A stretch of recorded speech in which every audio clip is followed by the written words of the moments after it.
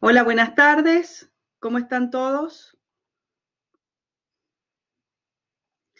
Bueno, les voy a pedir que prendan la cámara, por favor. Hola, ¿qué tal? ¿Cómo están todos? ¿Todos bien? Ahí está. Así nos vemos las caras. Muy bien. Perfecto.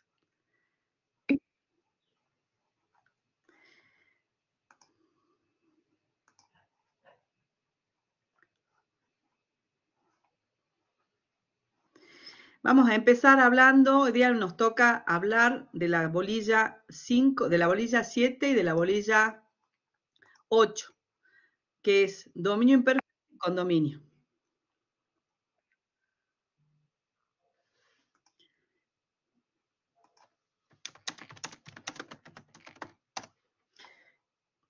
Bien.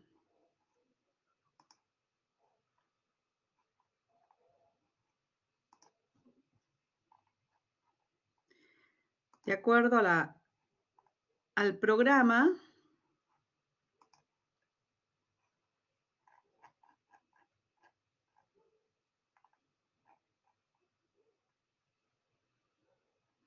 entramos con la segunda parte, en la parte especial de derechos reales, en donde, como ustedes vieron la estructura de la materia, como ustedes saben, ya se vio la primer parte de la materia, donde se habló de los principios generales, de la metodología del código, donde específicamente se habló de las relaciones de poder, y entramos en la segunda parte del programa, donde se va a especificar en la bolilla 6 derecho real de dominio y modos especiales de adquirir el dominio.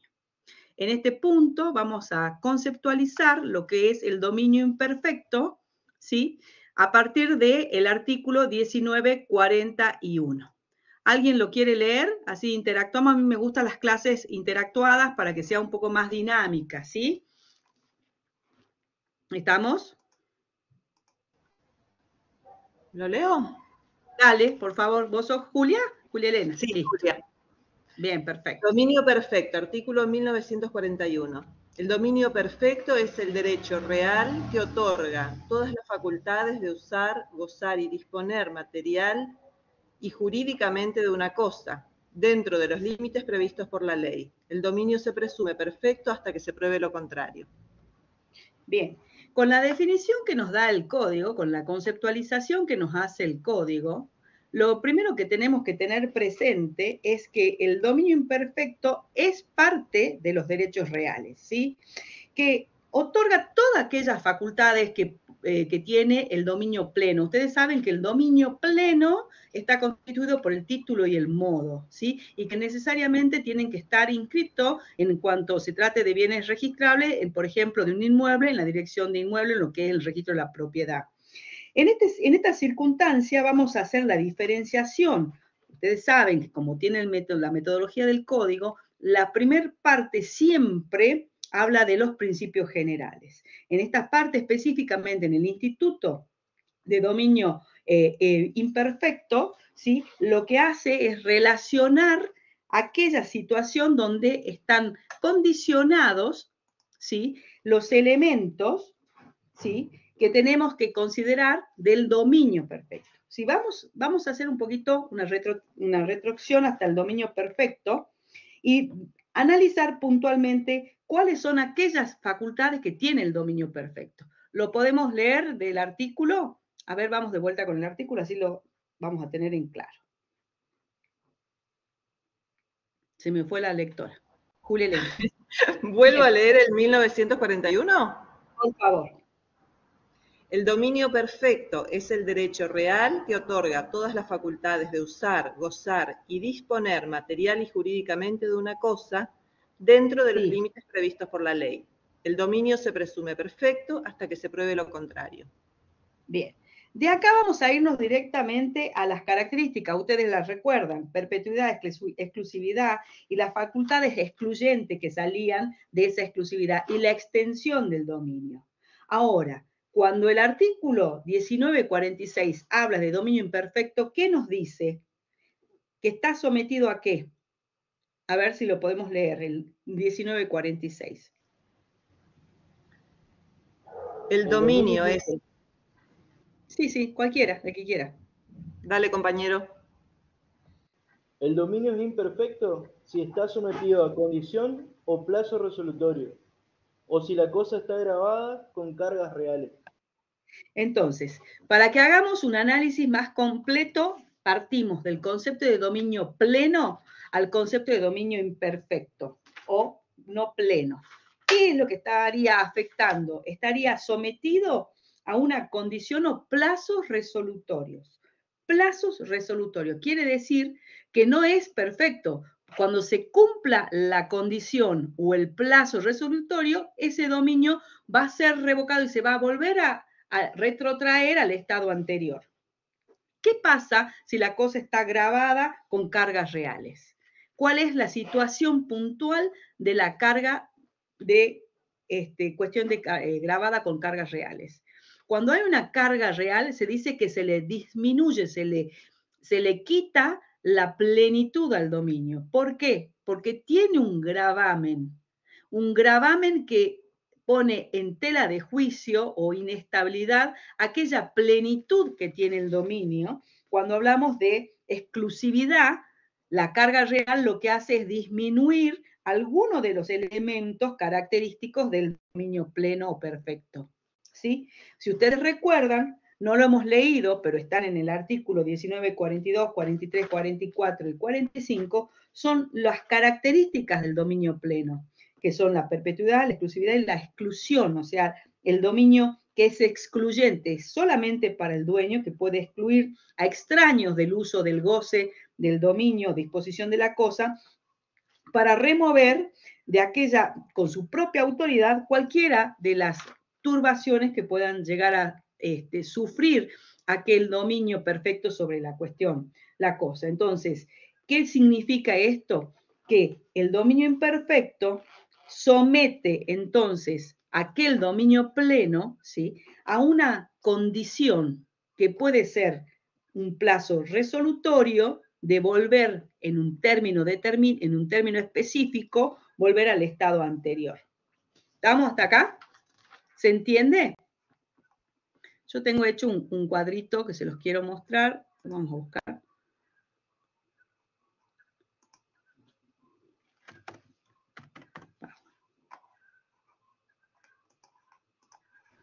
¿Una carga real en este caso sería, por ejemplo, una hipoteca? Sí, sí puede ser. Puede ser una carga real, una hipoteca. ¿Sí? ¿Por qué? Porque vos tenés sometido al cumplimiento durante un plazo determinado de una obligación. Mientras tanto, el dominio está, entre comillas, grabado. Cuando se inscriben en el registro inmobiliario, hay en el folio real, ustedes tienen una columna donde son los gravámenes, donde ahí se inscriben, por un lado tenés la titularidad y al costado de la titularidad se inscribe todo lo que son, lo que menoscaba, de alguna manera se graba la plenitud del dominio y se publica con efecto erga omnes para terceros. ¿Sí? Es la publicidad registral con efecto para terceros. Entonces, esta cuestión de gravamen se inscribe justamente por la buena fe y la publicidad de los actos, y ahí donde ustedes pueden verificar, cuando hacen un análisis de la situación del dominio de propiedad, en este caso de un inmueble, se puede verificar aquella situación que está socavando, menoscabando la plenitud del dominio por una carga real. ¿Por qué? Porque está grabada en función de un mutuo hipotecario, por ejemplo. Puede ser un mutuo, ¿sí? Entonces, la carga real se constituye en un accesorio después del dominio principal. ¿Se entiende? Ya vamos a ir paso por paso, ¿sí? Vamos a los supuestos del dominio imperfecto. Vamos directamente al artículo 1964. A ver, alguien que lo lea, así no lo hago yo. Es el 1964.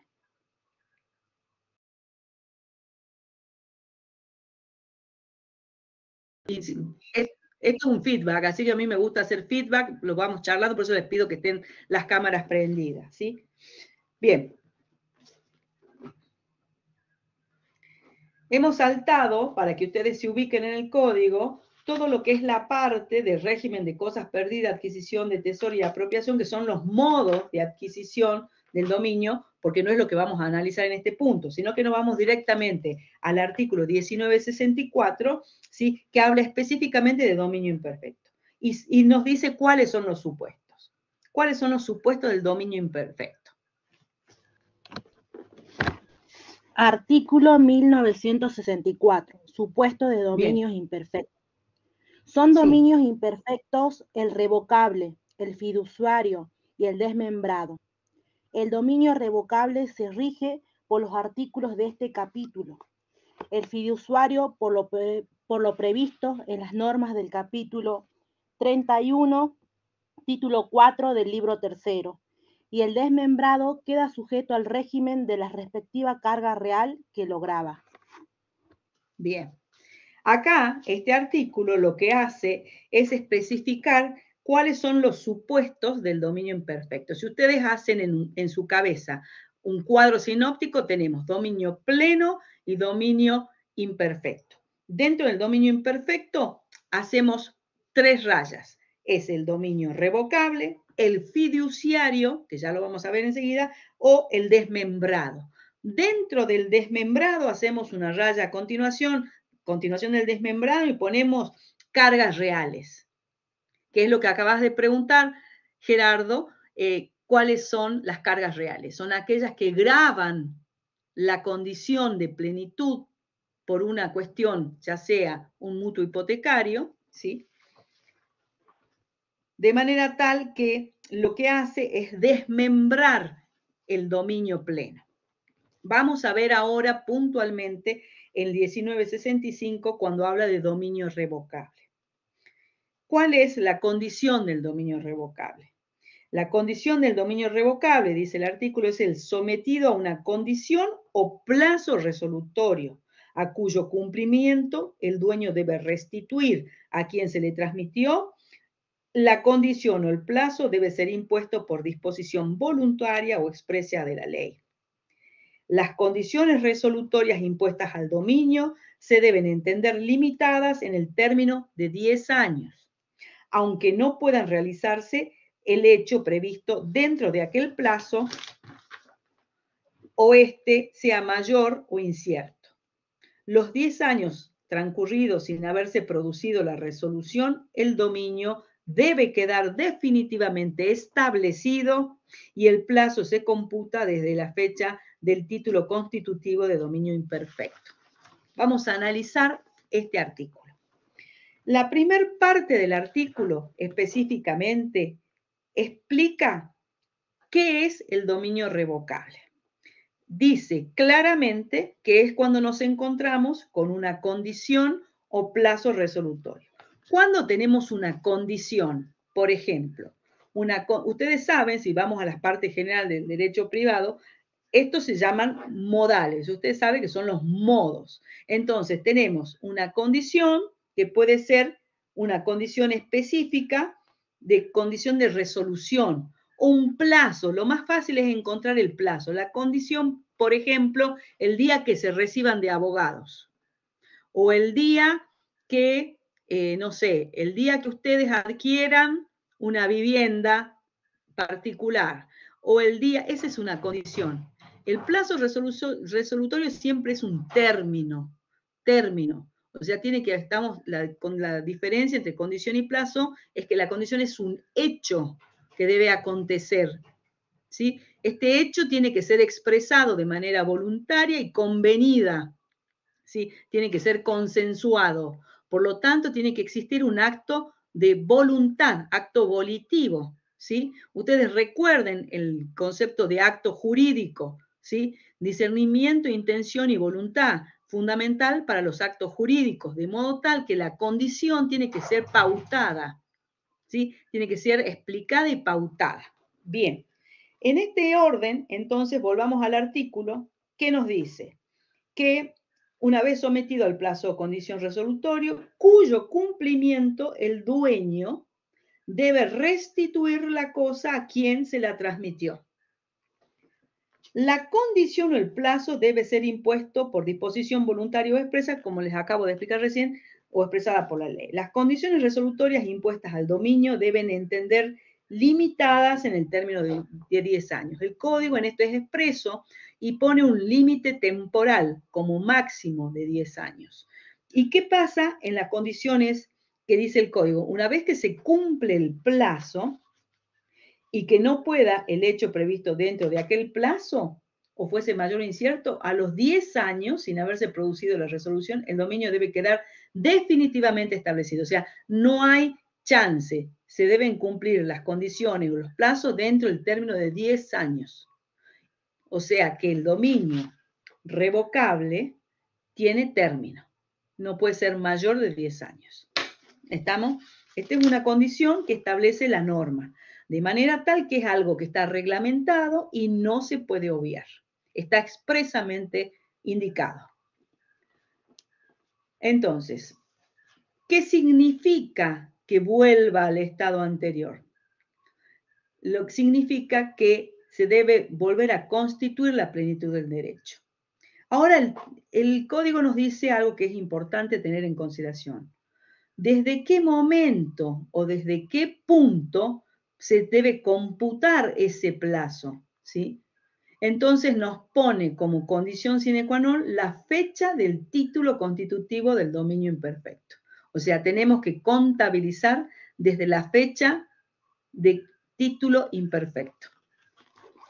Esto yo lo remarco, yo soy muy específica y didáctica con respecto a los artículos, porque ustedes tienen que interpretar que la norma no es caprichosa, tiene un sentido, y ese sentido es justamente para después bajarlo en la aplicación práctica, ¿sí? Entonces, el título constitutivo, ustedes saben que el título, siempre estamos hablando de una escritura pública. En una escritura pública debe estar específicamente mencionado la fecha, el objeto, la causa, ¿sí? Y los sujetos, de manera tal que el acto constitutivo quede gráficamente explicitado en el texto del título.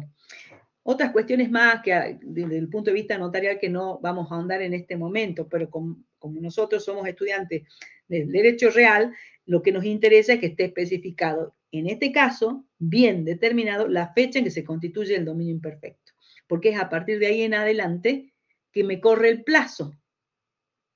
Entonces eso tiene que estar muy claro. ¿Qué dice el artículo 1966? Facultades. Una consultita.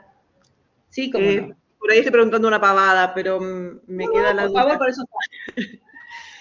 Una vez que se cumplen esos 10 años, ¿se transforma en dominio perfecto? Claro, sí. Bien. Se retrotrae al estado anterior. Bárbaro. Se retrotrae al estado anterior. Fíjate si vamos de vuelta para que te quede claro, ¿sí? Al artículo que hemos leído al principio. Partimos del 1944 para establecer cuál era el concepto de dominio pleno. Y de ahí fuimos al 1946 para entender que existe un dominio imperfecto que está sometido a condición, plazo resolutorio, o si la cosa está agravada. Entonces, si que tenemos que hacer un cuadro sinóptico, yo pondría dominio pleno, dominio imperfecto. El dominio pleno tiene todas las características, ¿sí?, que dice el código en su disposición general en el título tercero, que dice que son absolutos, exclusivos, perpetuos, por lo tanto tiene el ius utendi y el ius abutendi. Son las características del dominio pleno, ¿sí? ¿Qué más tenemos? Es a perpetuidad, exclusividad, tiene la facultad de exclusión. ¿Qué más tiene? Y tiene una extensión. Ahora, ¿qué significa extensión? Para arriba y para abajo, o sea, al cielo y al subsuelo. Y el dominio imperfecto me lo menciona al pasar y me lo deja como último artículo del primer capítulo del título tercero, como si fuese una disposición general. De hecho, dice disposición general. Me lo menciona. Después el código sigue en la metodología y me explica los modos especiales de adquirir el dominio. Y habla en general, tanto para el pleno como para el imperfecto, ¿sí? Adquisición, pérdida del régimen de las cosas perdidas, accesión, transformación, y entra en el capítulo 3 específicamente al supuesto del dominio imperfecto. ¿Por qué los voy guiando por el código? Les hago el camino por el código, para que se ubiquen gráficamente en los artículos y puedan jugar con las normas.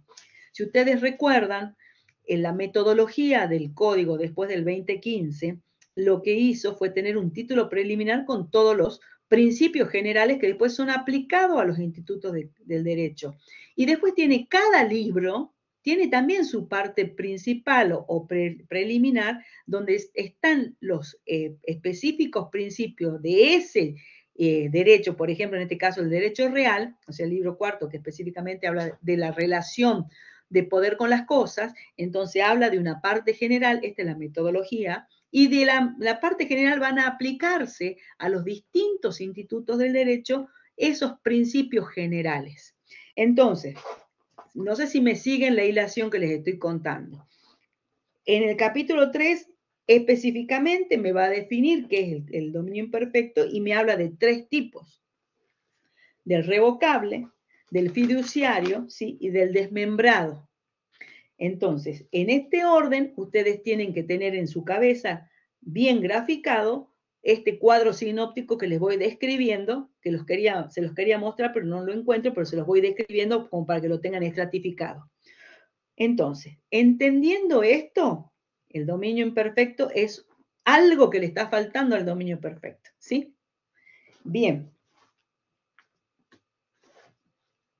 Acá tu pregunta se responde con el artículo 1968, pero que dice lo siguiente: readquisición del dominio perfecto. Como era de suponerse, al cumplimiento del plazo y de la condición, el dueño revocable de una cosa queda inmediatamente constituido en poseedor a nombre del dueño perfecto. Si la cosa es registrable y el modo suficiente consiste en la inscripción constitutiva, se requiere inscribir la readquisición, y si la inscripción no es constitutiva, se requiere el efecto de su oponibilidad. ¿Qué significa esto para que no nos quede abierto el tema? Significa que cuando se cumple el plazo y la condición, el dueño revocable,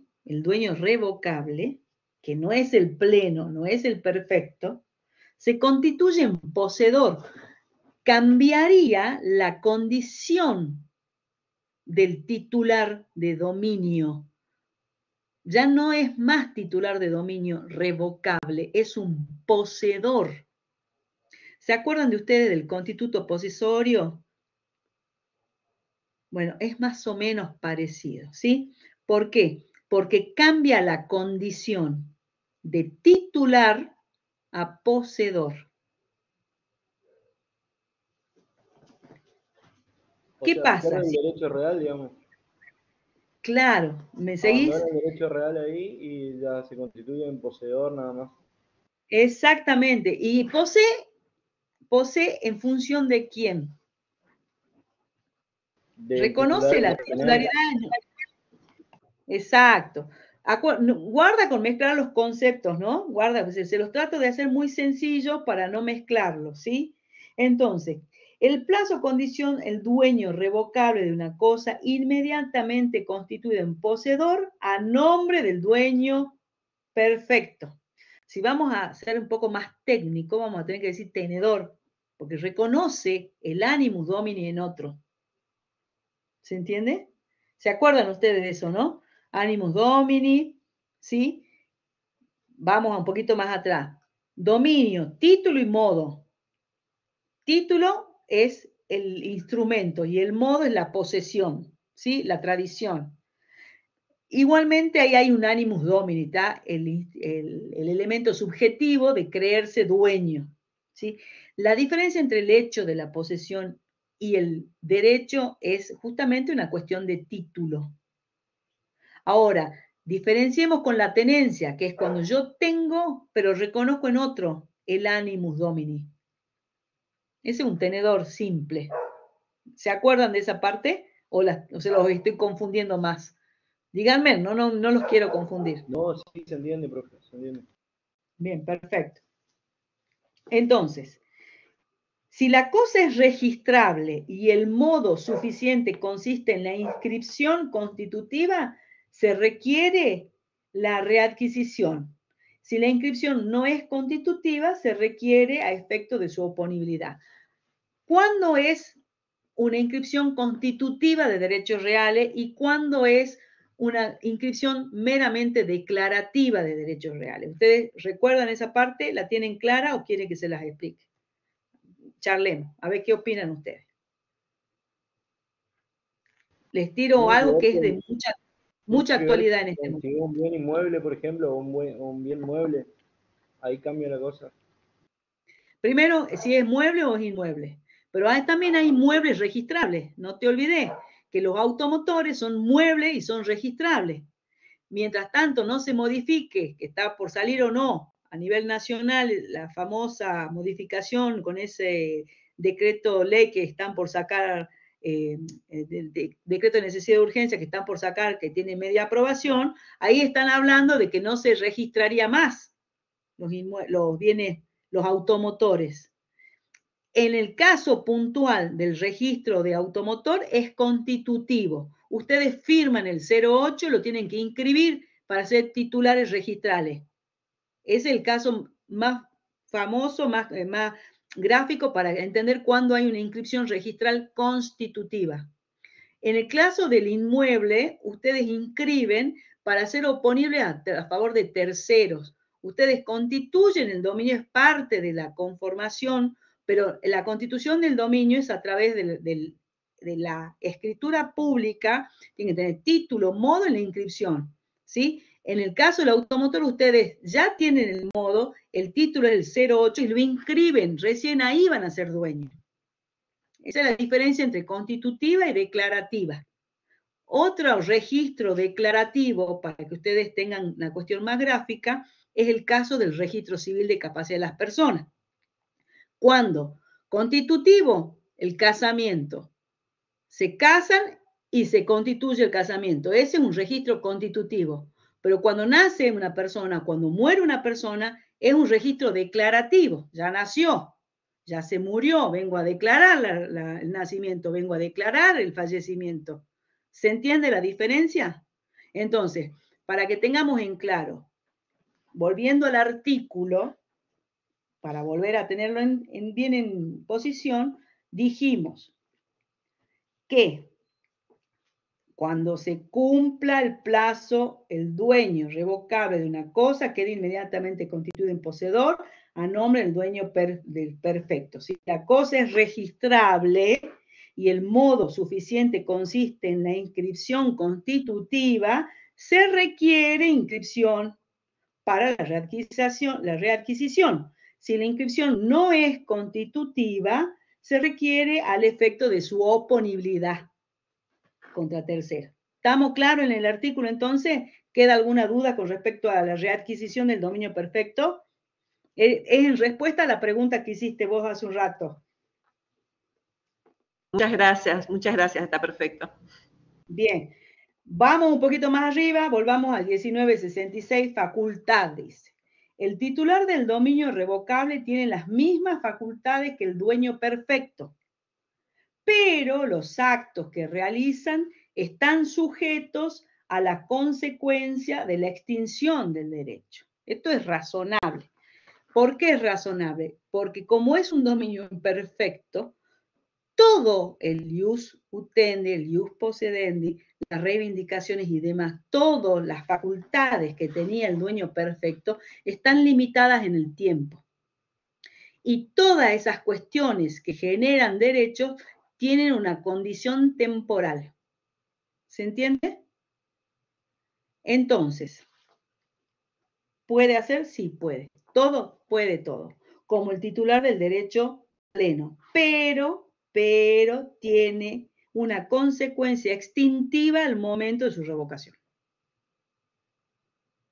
Con lo cual, un derecho revocable, un dominio revocable, debe ser inscrito en esa condición, en la propiedad de inmueble, en el registro de propiedad de inmueble, justamente para conocimiento de terceros, para que la publicidad registral permita que el tercero pueda verificar y saber que está contratando o que está, no sé, grabando o que está lo que sea en función del título que es imperfecto con una condición temporal.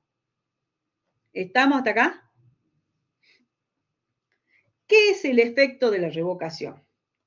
La revocación del dominio de la cosa registrable tiene un efecto retroactivo, excepto que, de lo contrario, surja del título de la adquisición o de la ley. Cuando se trata de cosas no registrables, la revocación no tiene efecto respecto de terceros, sino en cuanto a ellos, por razón de la mala fe, tengan una obligación personal de restituir la cosa. Entonces, la revocación del dominio de cosas registrables tiene efecto retroactivo, lo cual es lógico. Ustedes piensen de que si tiene un efecto retroactivo, vuelve al estado anterior, o sea, es para atrás. Efecto revoco hoy, porque se me cumple hoy los 10 años del plazo, vamos para atrás al efecto anterior, que es la plenitud. No sé si me siguen, si voy muy rápido me avisan y lo volvemos a charlar. ¿Qué efecto tiene la retroactividad? Si la revocación es retroactiva, el dueño perfecto readquiere el dominio libre de todos los actos jurídicos realizados por el titular del dominio resuelto. Si no es retroactivo, los actos son oponibles al dueño. Esto es simple, es sencillito. Dijimos que tenemos condición o plazo que son de carácter resolutorio. Dijimos que tiene un término temporal máximo de 10 años. Dijimos que los efectos son retroactivos al momento de la constitución del dominio y que tienen los efectos de volver la plenitud del dominio real pleno. Entonces, ¿qué significa? Que vuelven a aparecer, vuelven a renacer todas las condiciones del dominio pleno, con todas las características que están a partir del 1942 en adelante. ¿Está bien? ¿Quedó claro?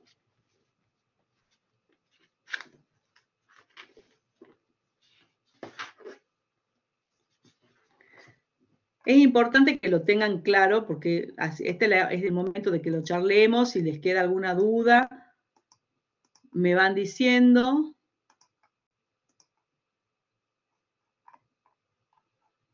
Vamos a ver el programa. Se entiende perfecto, está clarísimo. Bien.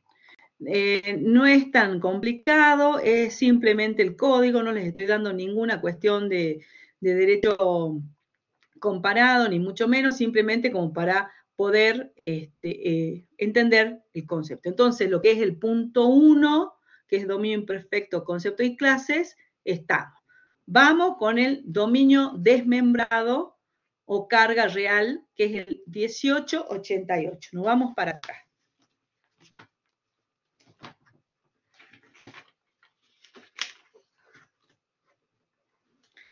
Partimos del artículo 1888, que específicamente distingue en la parte general del título cuarto, ¿sí?, que son principios comunes a todos los derechos reales, que es lo que les explicaba hace un rato, y específicamente nos dice derechos reales sobre cosa propia o sobre cosa ajena. Partimos de acá, ¿sí?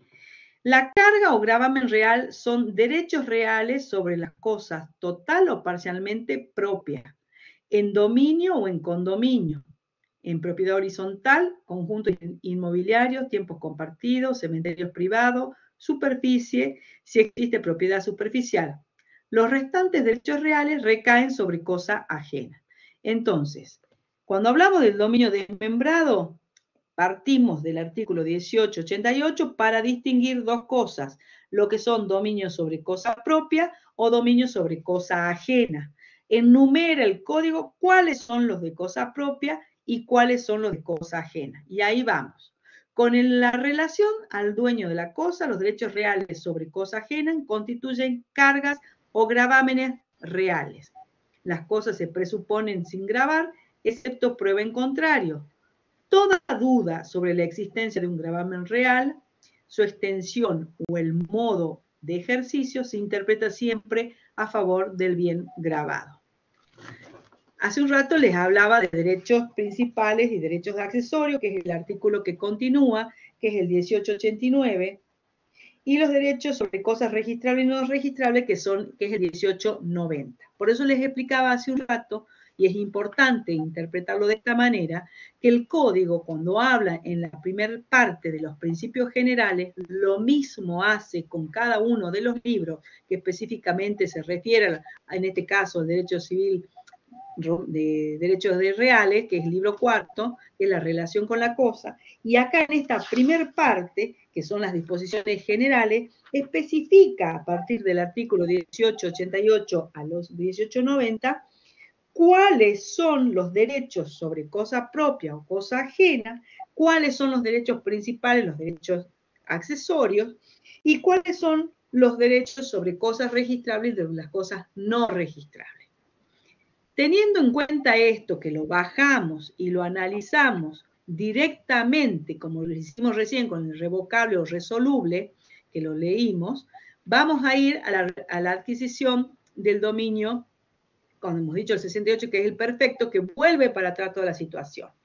En cuanto al último concepto que nos queda dentro de la bolilla de dominio imperfecto, siempre siguiendo el código, vamos a ir a analizar el concepto de dominio fiduciario, que está tratado en otra parte del código. Si bien es cierto, lo mencionó y lo vimos recién, nos va a mandar para atrás, porque nos va a mandar a la parte de contratos, porque nos va a explicar primero qué es el contrato de fideicomiso, para poder, a partir de allí, entender el concepto de dominio fiduciario. Y pasa lo mismo, tiene un concepto de readquisición a dominio pleno o perfecto. ¿Estamos hasta acá? ¿Les queda claro? ¿Necesitan alguna otra aclaración? Me van diciendo, antes de que entre a dominio fiduciario. No sé si queda alguna cuestión pendiente hasta acá de lo que venimos charlando. Ok, perfecto.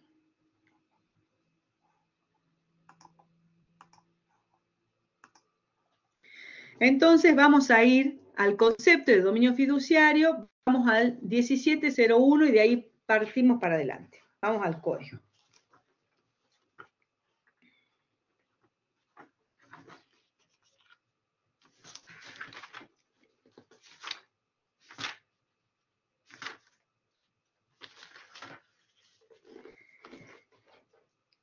¿Quién lo lee? Leo. Sí. Dominio fiduciario. Es el que se adquiere con razón de un fideicomiso constituido por contrato o por testamento y está sometido a durar solamente hasta la extinción del fideicomiso, para el efecto de entregar la cosa a quien corresponda según el contrato, el testamento o la ley. Bueno, paremos ahí. Si ustedes piensan que cuando hicimos la definición allá atrás y dijimos que era el dominio imperfecto, dijimos que es el que está sometido a una condición o un plazo resolutorio. Como verán, acá también existe un límite temporal, ¿sí? Ahora, en este caso, también es un dominio que surge, la causa del dominio surge a través de una convención. Esta convención específicamente dice el código que es un contrato. Un contrato puede ser una disposición de última voluntad a través de un testamento, lo dice claramente. Y están sometidos solamente hasta la extinción del fideicomiso, con lo cual, vuelvo sobre lo mismo, existe un límite temporal para volver a su estado anterior y volver a constituir lo que es el dominio pleno. ¿Sí? Vamos entonces. ¿Hola? ¿Pasó algo? Profesora, cuando yo Sí. vi derecho comercial, cuando vimos Sí. el contrato de fideicomiso en particular, digamos, Sí. el límite Sí. temporal entiendo yo que es de 30 años. ¿Cómo se entiende ahí? Porque decíamos que el dominio imperfecto tiene un límite temporal de 10 años, ¿cierto? No, no el perpetuo, el imperfecto. El revocable, revocable. Si vos te fijas en el programa, el revocable tiene un límite de 10 años. El fiduciario tiene el límite de 30. Por eso vamos a ir ahora al 1666. Vamos al artículo 1666 justamente para aclarar ese punto.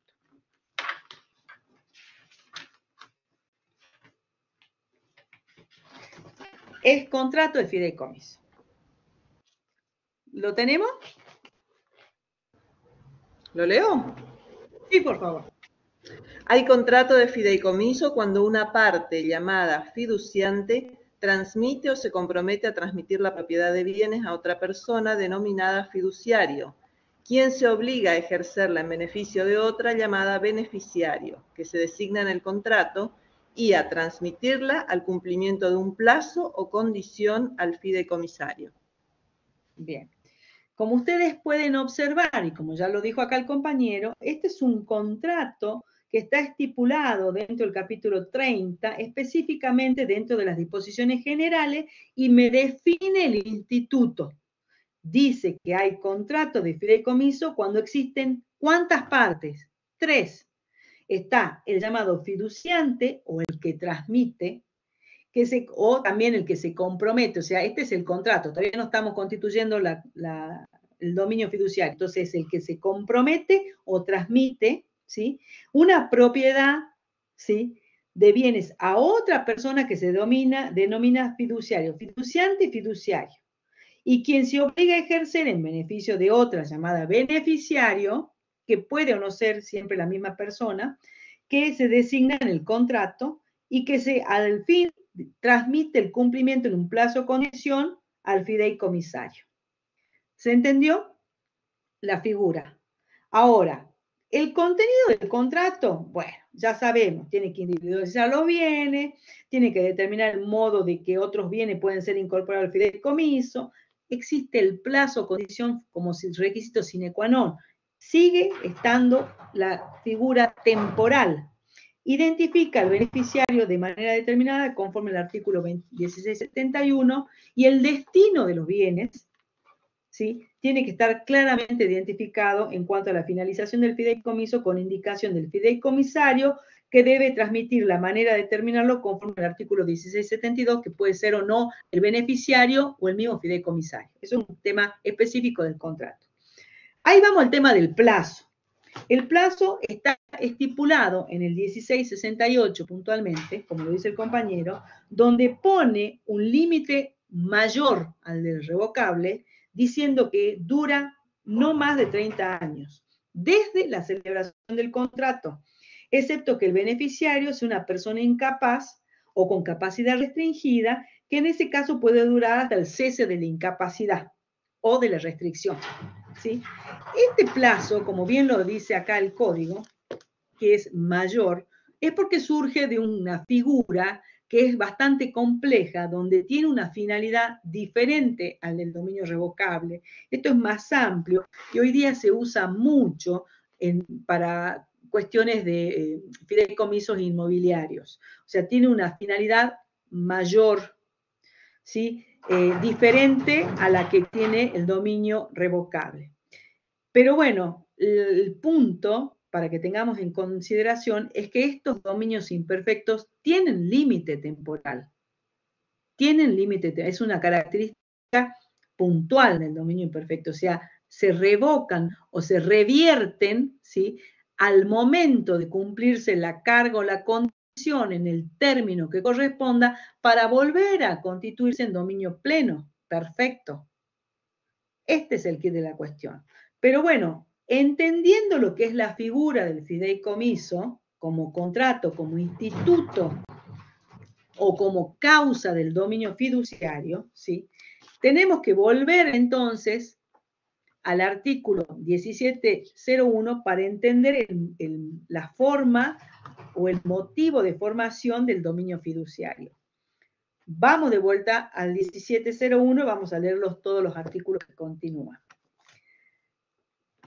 En la definición dice claramente el código que es el que se adquiere con razón del fideicomiso constituido por contrato o testamento. O sea que la causa de este dominio surge de un título que es el contrato específico, pues el testamento también, pero la figura del fideicomiso es lo que está en juego acá, ¿sí?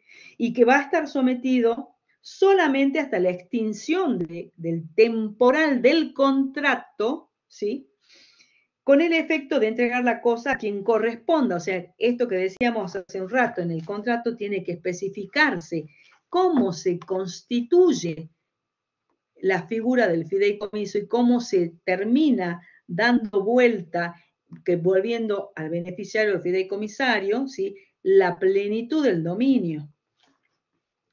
No me quiero detener en el contrato, si ustedes quieren que lo analicemos mayormente o con mayor profundidad, lo podemos hacer para que quede claro, ¿sí? Depende de ustedes. ¿Cuáles son las excepciones, ¿sí? A la norma general? Si nos vamos al código, el 1702 nos explica cuáles son las normas que son aplicables a la figura y que rigen los derechos reales en general y en particular el dominio previsto en el título 1 y 3 del libro cuarto de este código. Nos da el marco. Ahora bien, en cuanto a las excepciones, nos dice que el dominio fiduciario hace excepción a la norma general del dominio y en particular al dominio imperfecto, que acá viene la diferencia, ¿sí? En cuanto a que es posible incluir en el contrato del fideicomiso las limitaciones de las facultades de los propietarios contenidas en las disposiciones de los capítulos 30 del presente título. ¿Cuáles son esas facultades? El titular del dominio fiduciario tiene la facultad del dueño perfecto, en tanto los actos que se ejerzan deben ajustarse al fin del fideicomiso y a las disposiciones contractuales pactadas. Si dijimos que la causa del dominio fiduciario es el contrato o el testamento, el marco regulatorio de la vigencia de ese dominio fiduciario se remite a esa parte específica donde me dice las condiciones en las cuales se debe transitar la vida útil del dominio fiduciario. ¿Se entiende? Sí, significa que uno puede poner límites en la parte contractual, digamos.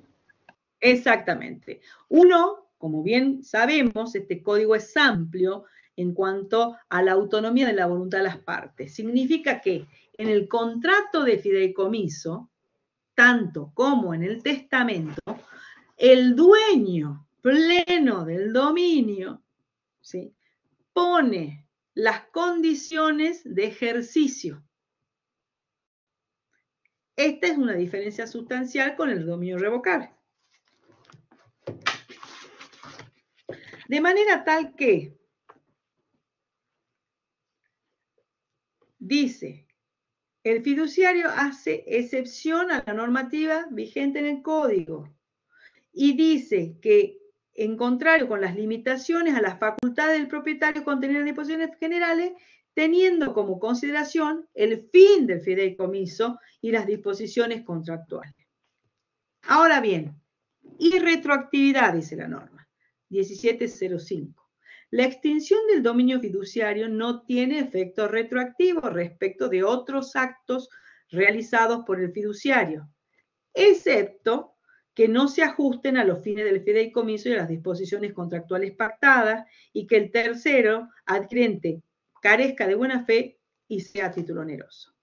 Vuelvo, la extinción del dominio fiduciario no tiene efecto retroactivo respecto de los actos realizados por el fiduciario cuando no se ajusten a los fines del fideicomiso.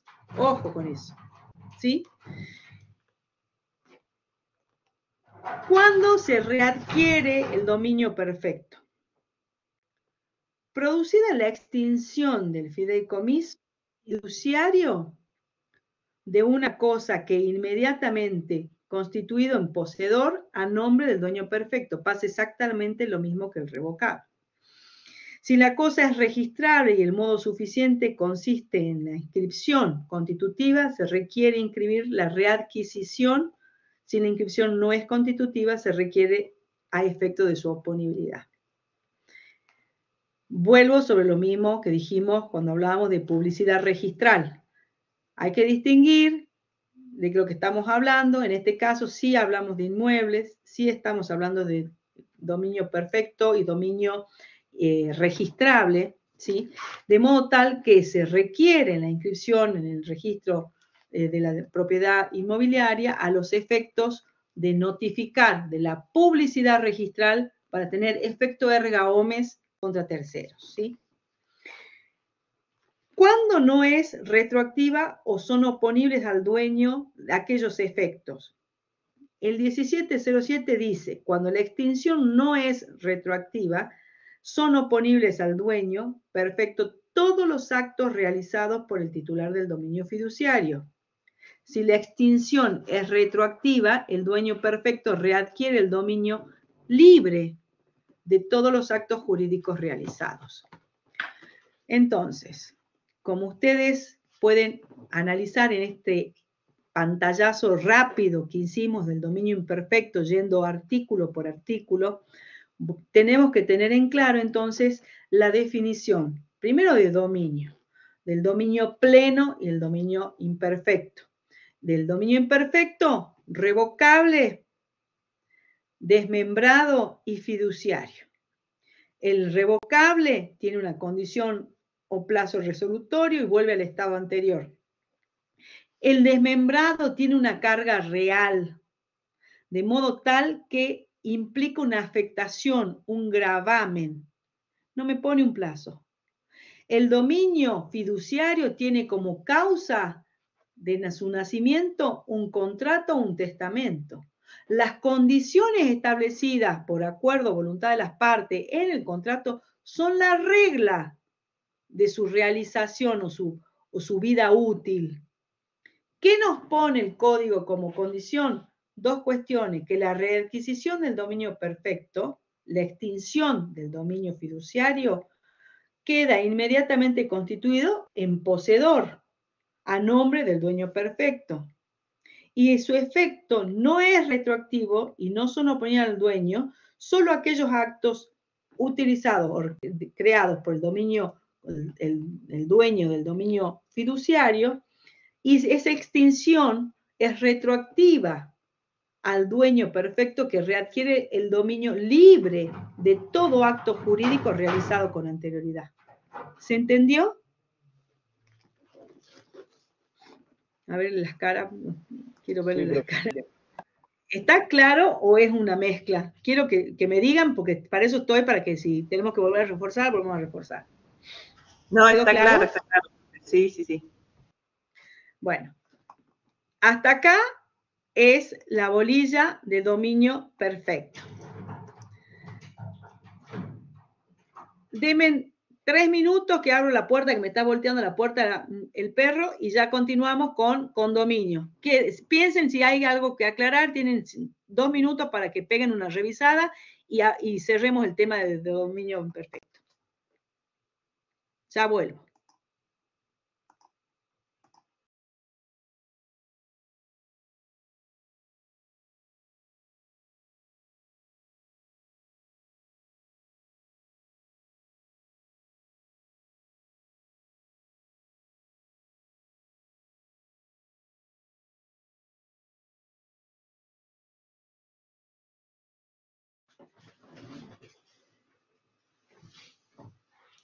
¿Les quedó claro? Es puro código, nada más que es código lo que les estoy diciendo. Bien.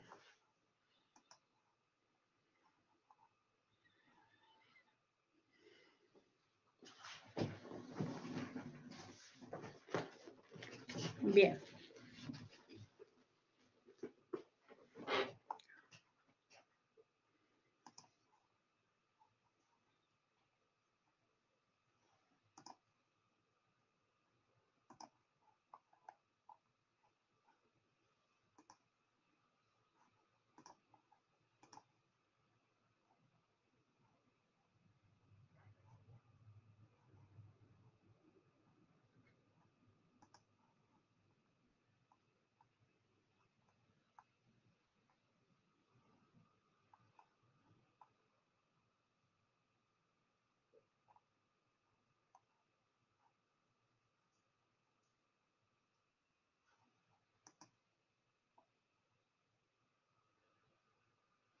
No hay problema.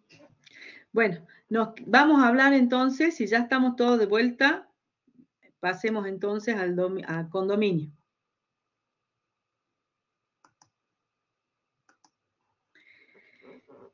La bolilla 8, que habla del derecho real de condominio, es a partir del artículo 1983.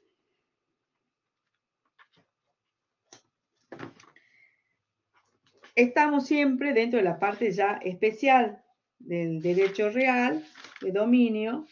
Entonces, el título cuarto, condominio, capítulo 1, de vuelta, disposiciones generales, nos va a dar los principios generales que son aplicados después específicamente a cada situación que vamos a ir describiendo. Concepto, presunción, aplicaciones subsidiarias, dice el programa.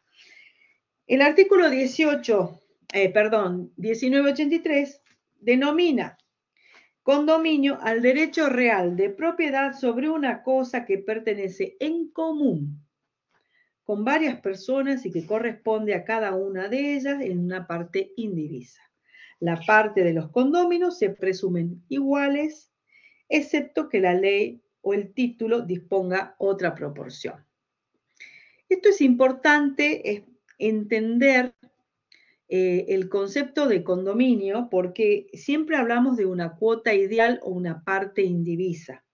Significa que hay una presunción, ¿sí?, de que todos los condóminos tienen una igualdad de condición dentro de la titularidad o del concepto de dominio. Seguimos título y modo, ¿sí?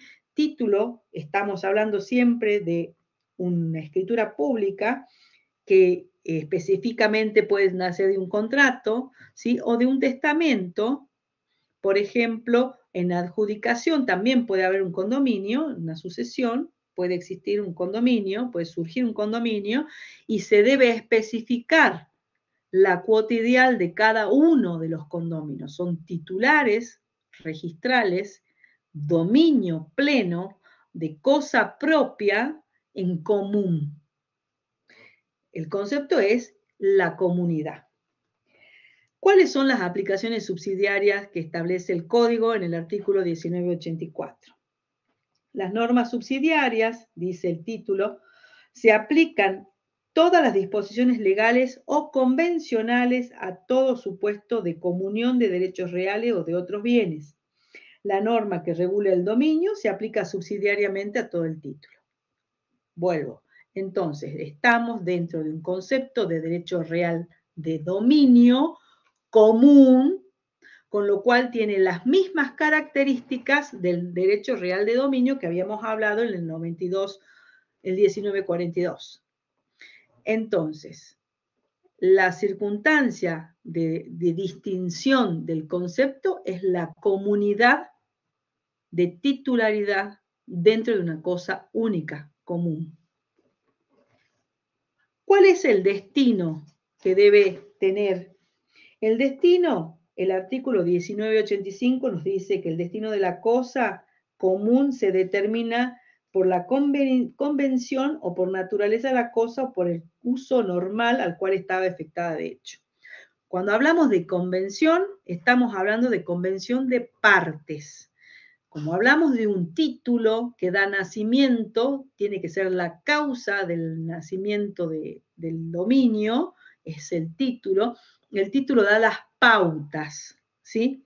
Pero estamos hablando de un dominio pleno, diferencio de lo que hablábamos recién, esto es un dominio pleno, de modo tal que tiene las mismas características del dominio pleno, simplemente en relación a la cosa en común.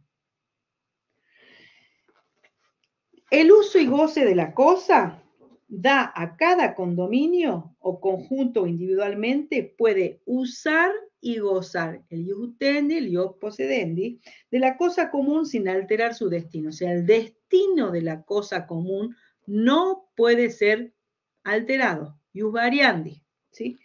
No puede deteriorarla en su propio interés o obstaculizar el ejercicio de iguales facultades por los restantes condóminos. De modo tal que el concepto del uso y del goce de la cosa debe estar siempre limitada por la disposición del uso de la cosa. No se puede modificar la naturaleza de la cosa, no se puede modificar el destino de la cosa, no se puede alterar la sustancia de la cosa o la naturaleza de la cosa, porque se estaría rompiendo las reglas de orden público establecidas específicamente en el título cuarto que habla de condominio, donde la cosa en común entre varios titulares tiene que ser usada de manera convenida, acordada, siempre dentro del contexto de la unidad de voluntades de las partes, ¿sí? Y hablamos siempre de una cuota ideal.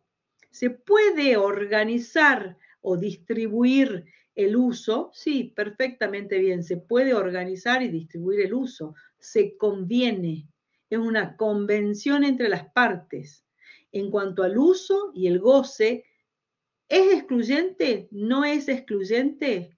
Y el artículo 1888 dice que el uso y el goce excluyente sobre toda la cosa en medida o mayor calidad de distinta de la convenida no da derecho a indemnización a los restantes condóminos, sino a partir de la oposición fehaciente y solo en beneficio del oponente.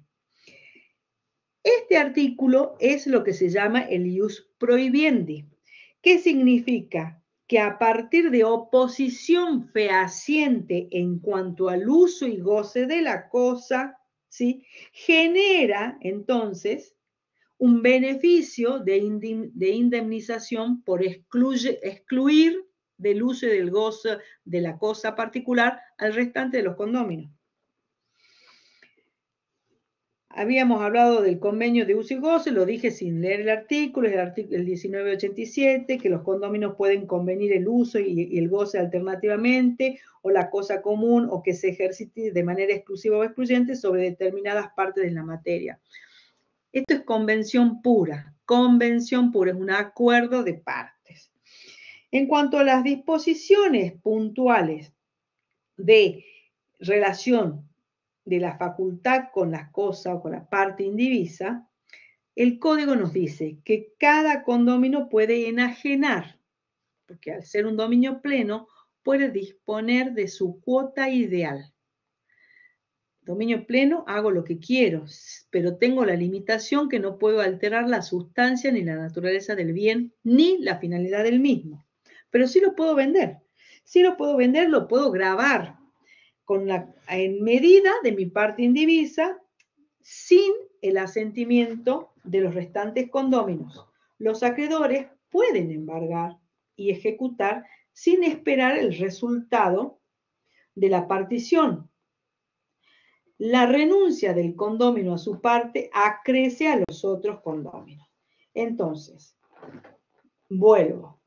Estamos en un derecho real específico, que es el derecho real de condominio, donde los titulares o condóminos tienen disposición de uso y de goce de la cosa, siempre con las limitaciones establecidas en el código, específicamente para no alterar la sustancia, la naturaleza y el destino de la cosa.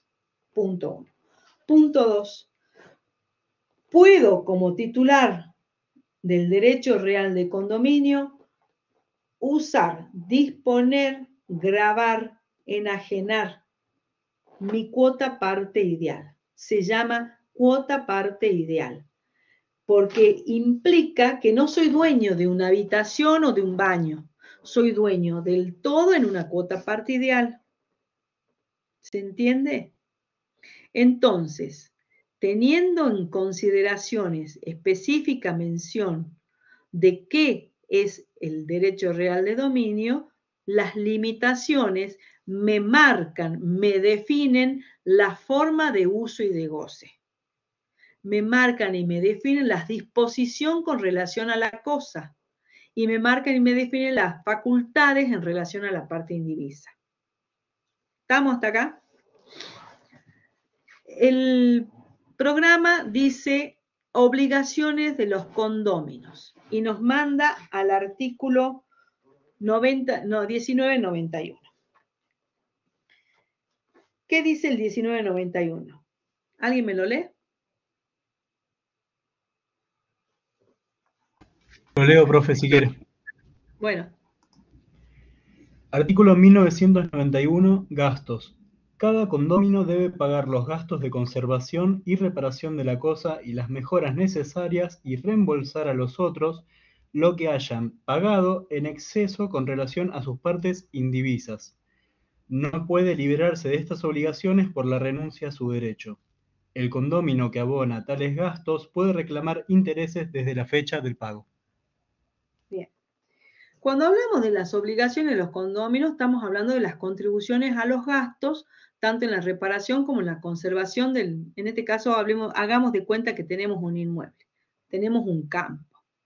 Bueno, entonces, los gastos de reparación y de conservación van a generar en el condómino que ejerce esa potestad o esa facultad en exigir la repetición de los gastos. No puede librarse de esa obligación por renuncia del derecho, dice. El que abona tales gastos puede reclamar los intereses a la fecha del pago. Es más, puede repetir. ¿Qué significa? Estoy haciendo un gasto de conservación de manera tal que estoy manteniendo la naturaleza del bien objeto del condominio, estoy sosteniendo, reparando con la finalidad del objeto, estoy dentro de los límites de uso y de goce, pero puedo pedirle a mis otros condóminos que contribuyan, que formen parte de este gasto y también puedo exigirle los intereses, ¿sí? ¿Qué dice el artículo 1992 en cuanto a las deudas en beneficio de la comunidad? Una cosa son los créditos que yo genero para mi condomino con respecto a mis otros condóminos. Pero ¿qué pasa cuando hay deudas? Veamos qué dice el artículo. A ver, lo leamos. Espero que lo lean algunos de ustedes. Si un condomino contrae deudas en beneficio de la comunidad, es el único obligado frente al tercero acreedor, pero la acción puede ser ejercida contra los otros herederos para el reembolso del pago. Todos se obligan sin expresión de cuota y sin estipular solidaridad. Deben satisfacer la deuda por partes iguales. Quien ha pagado más con respecto a la parte indivisa que les corresponda tienen derecho contra los otros para que restituyan lo pagado en proporción. ¿Estamos hasta acá? Esto es muy simple y es lógico, es una cuestión lógica. Si en función de la contribución de gasto y reparación genero deudas sobre la comunidad, esas deudas pueden ser exigidas al titular que firmó el compromiso o puede ser exigida a cualquiera de los titulares porque es en función del bien objeto. De manera tal que si todos se obligan sin expresión de cuota y sin expresión de solidaridad, deben satisfacer la deuda por partes iguales. Si uno se obliga solo, puede repetir lo pagado contra los otros condóminos.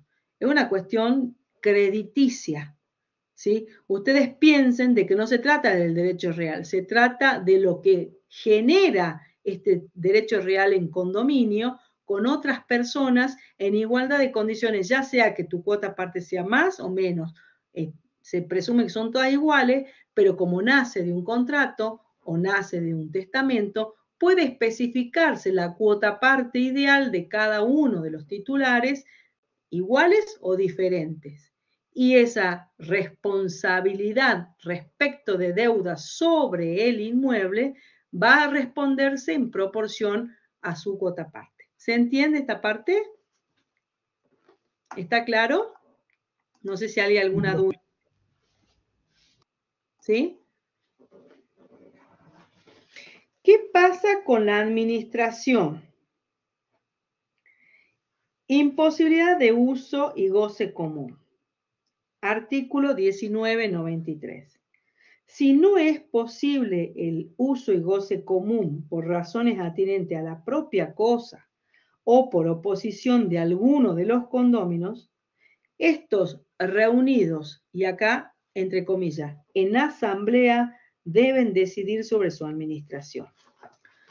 Esto es simplemente la convención de cómo vamos a organizarnos entre los condóminos. El artículo 1994 establece que la asamblea debe ser informada de la finalidad de la convocatoria y citados a la asamblea en forma fehaciente y con anticipación todos los condóminos. Somos 5, somos 10, somos 100. Todos debemos estar citados a formar parte de la asamblea como órgano deliberativo, ¿sí? ¿Para qué? Para ser informados de la finalidad de la convocatoria, debe ser expresada y especificada, ¿sí? Y citados en forma fehaciente. ¿Cuándo se entiende que es forma fehaciente? ¿Cuándo ustedes consideran una citación en forma fehaciente? ¿Se les ocurre? ¿Tienen idea? La forma fehaciente es una carta documento que tiene fecha cierta. Otra forma fehaciente de citación puede ser a través de un acta de escribano público, ¿sí? Y con la debida antelación. Bien, ¿cómo es el proceder de la asamblea? La asamblea, a través de una resolución de la mayoría absoluta de los condóminos computada según el valor de la cuota parte indivisa, corresponde a uno solo, obliga a todos. En caso de empate debe decidir la suerte. Vuelvo. La resolución de la mayoría absoluta de los condóminos computadas según el valor de la cuota indivisa. Mayoría absoluta según el valor de la cuota indivisa. O sea, no es de la cantidad de personas, no somos 5, 10, 100 en igualdad de condiciones, no. De los 5, yo tengo un quinto, allá hay 3 quintos, vamos a hacerlo con porcentaje para que sea más fácil, el 50%, un 25, un 10, un 15. ¿Se entiende? Se va a hablar de la mayoría absoluta y el valor de la cuota parte me va a jugar como definición, porque el que tiene mayor cuota parte va a terminar decidiendo por mayoría. ¿Se entiende hasta acá? ¿Qué pasa con los frutos? 1995. No habiendo estipulación en contrario, los frutos de la cosa común se dividen en proporción al interés de los condóminos. Es muy sencillo. Entonces, entendiendo que se trata de un derecho real, título y modo. Si es necesaria una inscripción, inscribible para oposición de terceros, con las condiciones que surjan de la convención de la parte, donde se establezcan cuáles son el uso y el goce de la cosa en común, estableciendo la proporcionalidad de la cuota parte entre los condóminos y estableciendo la naturaleza y el fin del condominio. La distribución de los frutos, la contribución de gastos y reparaciones y conservación y las deudas en beneficio de la comunidad es muy sencillo, es muy razonable, es muy de razonamiento entender la cuestión crediticia y simplemente cómo juegan el valor de las cuotas partes en las definiciones en la asamblea. El que tiene más o mayor porcentaje va a ser el que tiene la mayor definición de la situación. Y por último, el código, en realidad el programa nos está pidiendo la extinción del condominio, partición y concepto. Nos vamos al artículo 1996. En el 1996 entramos en el capítulo 3, donde hablamos del condominio sin división forzosa, partición. Reglas aplicables. Rigen para el condominio las reglas de la división de herencia en tanto sean compatibles. El 1917, de hecho, pedir la partición. ¿Por qué el código hace esta revisión a la parte de sucesiones? Porque cuando se abre un sucesorio, ustedes saben que la apertura de un sucesorio es a través del juicio sucesorio, murió el causante, se abre el sucesorio, se declara fallecida la persona y se abre el sucesorio y el acto siguiente procesal es la declaratoria de herederos.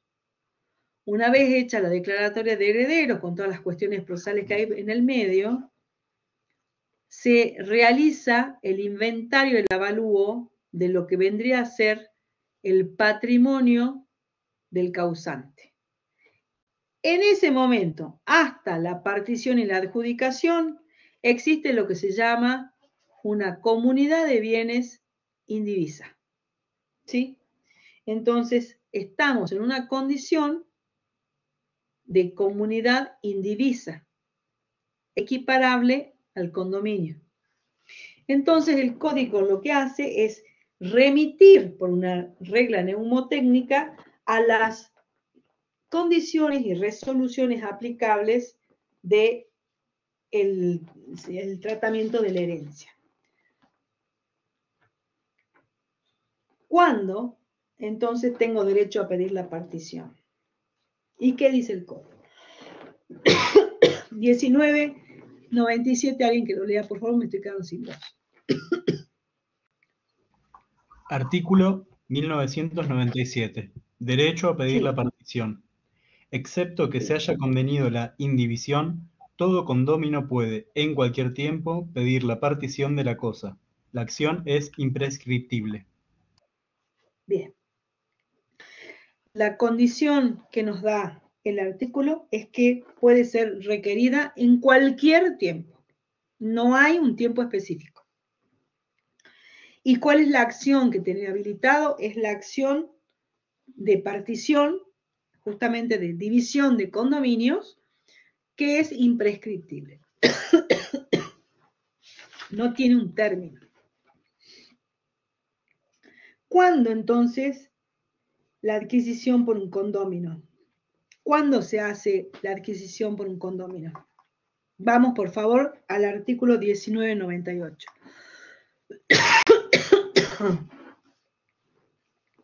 Por favor, que alguien me lo lea, me quedé sin voz. Lo leo, si quiere. Por favor. Artículo 1998. Adquisición por un condómino. Sin perjuicio de lo dispuesto en las reglas para la división de la herencia, también se considera partición el supuesto en que uno de los condóminos deviene propietario de toda la cosa. Perfecto. Entonces, nos da como una condición la venta. ¿Por qué dice venta? Porque puede un solo condómino quedar como titular íntegro del dominio, pleno, del dominio puro, autónomo. ¿Cómo hace? A través de una partición, donde uno de los propios condóminos adquiere la titularidad de todo el bien. Entonces, tenemos dos reglas importantes. La partición, el condominio en estado de indivisión es hasta el momento de la partición en la herencia, que es la partición en la adjudicación. Lo mismo sucede con respecto al condominio en cuanto hay una conveniencia de mantenerlo o de sostenerlo.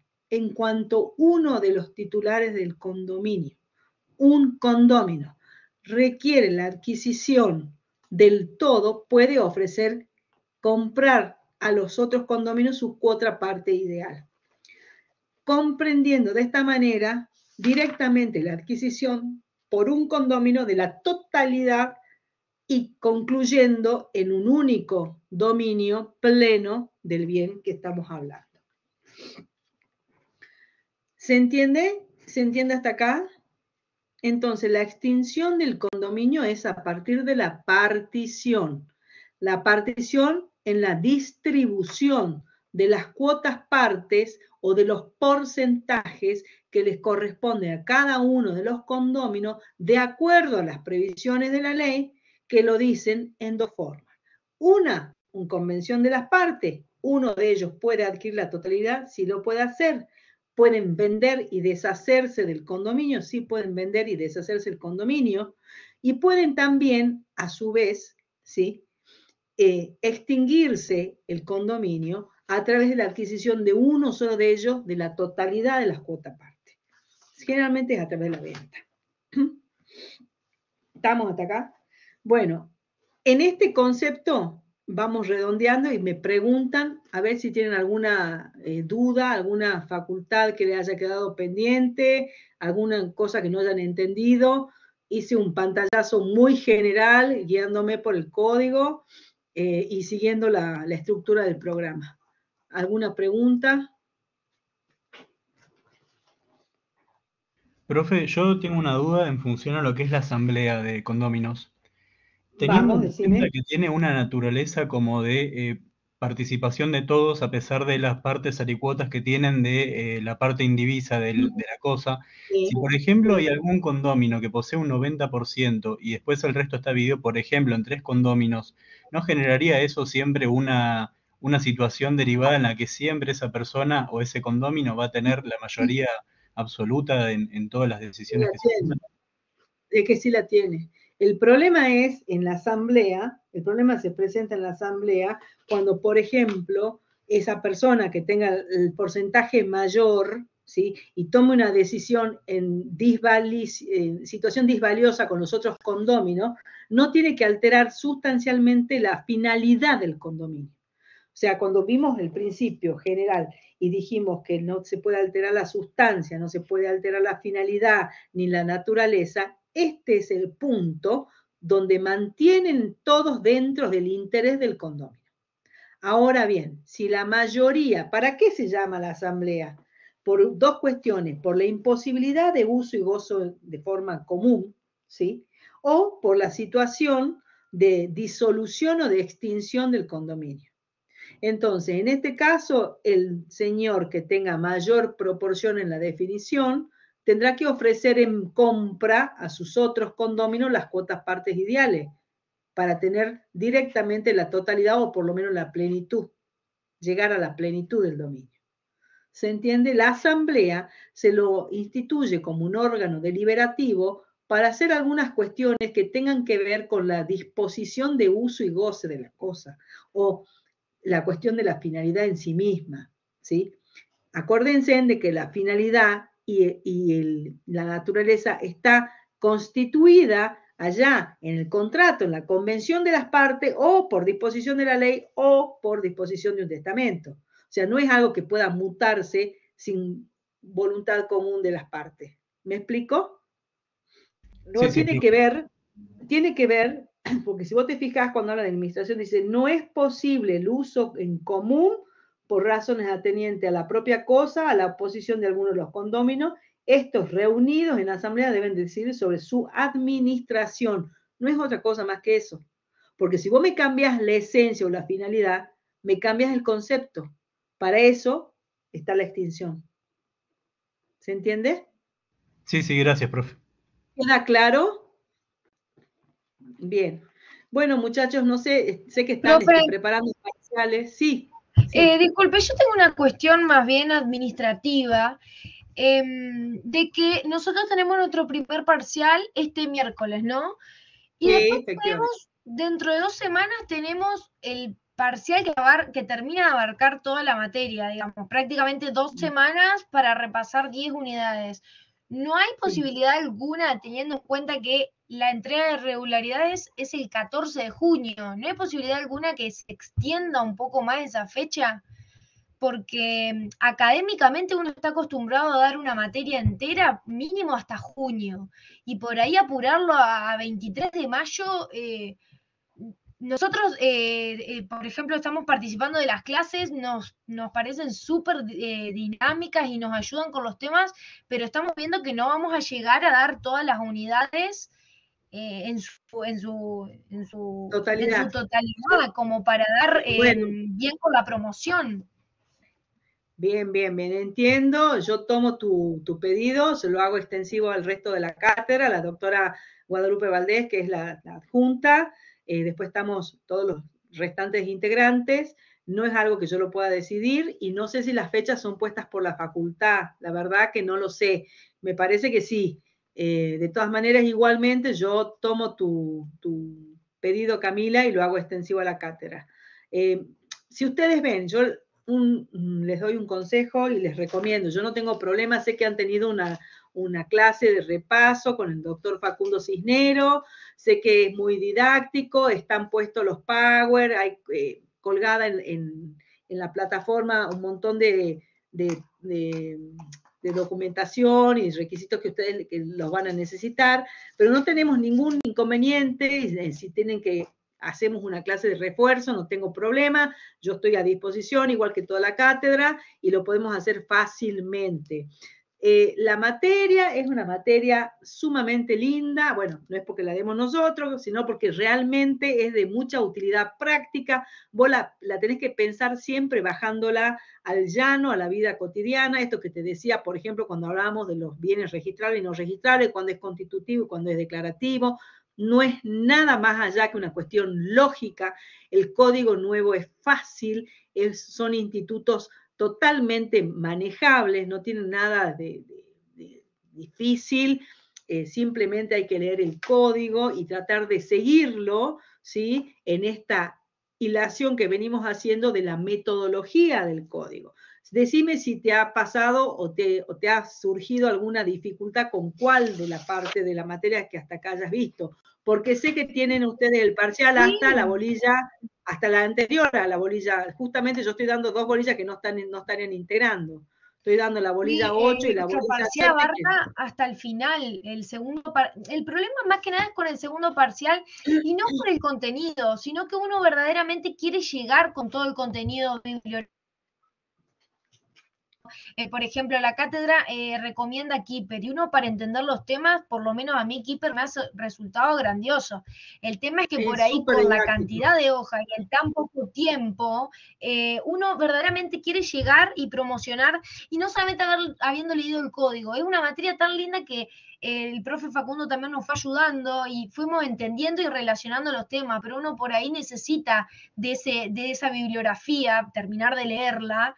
Y yo, por lo menos yo, por mi parte, me parece que los tiempos no dan para dar 10 unidades, digamos, en 2 semanas. Sería más o menos una unidad por día, y las unidades son extensas, es un derecho real cada unidad. Digamos, uno no le quiere dedicar menos. Recién acabamos de dar 2 unidades, y no me fui ni con doctrina ni con jurisprudencia, hicimos solamente código, y vamos 1 hora y media. Empecé a las 7, son 8:34, y la vimos entera, las 2 unidades. No nos quedó nada pendiente. Lo que te quiero decir... Sí, bueno, tal vez nosotros con el profesor Facundo damos una sola unidad en 3 horas, tal vez es mucho lo que nosotros nos estamos extendiendo, pero verdaderamente nos vamos con ejemplos, todo. Por eso uno ve la bibliografía, ve la cantidad de hojas y... apura mucho la cursada, digamos, un 23 de mayo, eso porque igual nosotros entendemos que la facultad es la que pone la fecha. El tema es que la facultad no tiene injerencia en las materias que unas son más largas que otras.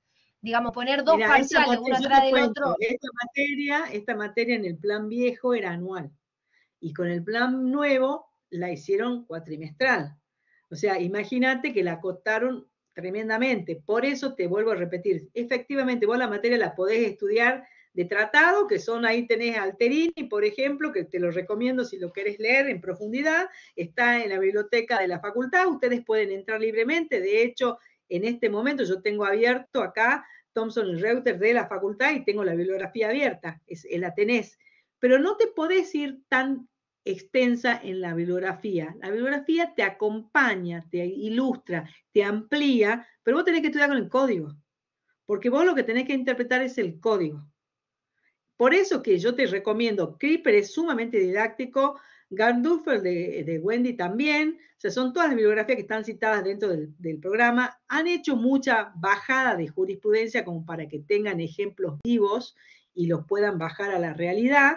Eso es muy bueno, es buenísimo, pero ustedes tienen que entender claramente cada concepto, cada instituto del derecho. Si vos jugás con la metodología nueva, donde tenés el título preliminar del código, donde te dicen del artículo 1 al 19, la primer parte, ¿sí? Y de eso lo llevas al resto de los institutos, esto es facilísimo. Preliminar, título 1 hasta el capítulo 4. Esos primeros 19 artículos, 17 artículos, no son 19, son 17, los tenés que saber plenamente para poder jugar con el resto del Código Civil. Eso, de vuelta, en cada libro, en el caso del título de Derechos Reales, pasa lo mismo. Hace un rato estuvimos hablando del 1888, que estábamos hablando, estas cuestiones de bienes propios, derechos reales sobre los bienes propios, derechos reales sobre bienes ajenos. Si vos tenés eso entendido, derechos reales sobre cuestiones, ¿me entendés? Registrable y no registrable. O sea, la primer parte del título 1 del libro cuarto, donde te habla de los principios comunes que son aplicados a todos los institutos, es fácil, no es complicado. Es el 1888, el 1889, el 1890, ¿me entendés? Y el ejercicio de la posición de los actos posesorios, lo bajás en cada uno de los institutos, como lo fuimos haciendo recién, y te va a dar el tiempo. Yo sé, vos lo querés profundizar, me parece perfecto y está muy bien. Igual yo tomo tu reclamo, Camila, y se lo paso a la cátedra, pero te vuelvo a repetir, excede de la posibilidad de la cátedra de modificar las fechas que son estipuladas por la facultad, porque están dentro de la currícula, ¿no? Igualmente yo te lo tomo y se lo sumo, y se lo paso a la cátedra, ¿sí? Perfecto, gracias, profesora. No, de nada. ¿Les queda alguna duda que quieran que veamos, que profundicemos? Creo que Facundo les había pasado, porque estaba muy bueno, la metodología justamente del programa. Les hizo un power en ese sentido y me pareció que estaba muy didáctico para que lo puedan interpretar, interpretando lo que es la parte general, lo que es la parte específica de cada derecho real y lo que es la parte que ya hemos entrado en estas últimas dos bolillas, siempre aplicando los principios generales del derecho y siempre aplicando los principios que están establecidos en el código en la parte pertinente. Es más fácil relacionar las cosas, ¿sí? ¿Alguna otra duda, chicos?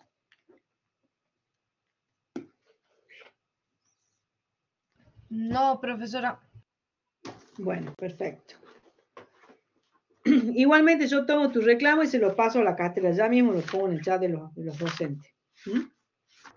Perfecto, Que muchas gracias. vayan tranquilos y vayan con las antenas abiertas porque no es difícil, no es para nada complicado, es todo lo que se vino viendo, todo lo que se vino trabajando y todo lo que se vino charlando durante las clases, ¿sí?